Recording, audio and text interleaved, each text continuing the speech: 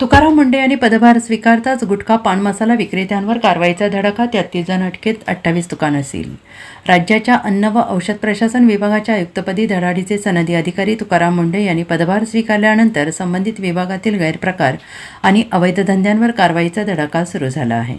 तुकाराम मुंढे यांची गेल्याच आठवड्यात आपत्ती व्यवस्थापन विभागातून अन्न व औषध प्रशासन विभागात बदली करण्यात आली. त्यानंतर पदभार स्वीकारतात त्यांनी खात्याचे मंत्री नरहरी झिरवाळ यांची भेट घेत कामकाज सुरू केलं.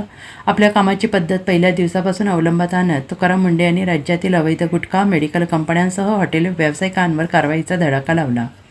आतापर्यंत 28 दुकाने सील करण्यात आली असून 33 आरोपींना अटक करण्यात आल्याची माहिती आहे. तुकाराम मुंढेंच्या आदेशान्वये नागरिकांच्या आरोग्याशी खेळ करणाऱ्यांवर अन्न आणि औषध प्रशासन विभागाने राज्यभर धडक कारवाई करण्यास सुरुवात केली. प्रतिबंधित गुटखा पान मसाला विक्रेत्यांविरोधात मोठी मोहीम विभागाने हाती घेतली असून आतापर्यंत राज्यभर 32 आस्थापनांवर छापे टाकण्यात आले आहेत. या सर्वच ठिकाणी नियमभंग आढळल्याने थेट कारवाई करण्यात आली. या कारवाईत 6,17,761 रुपयांचा प्रतिबंधित मुद्देमाल जप्त करण्यात आला आहे.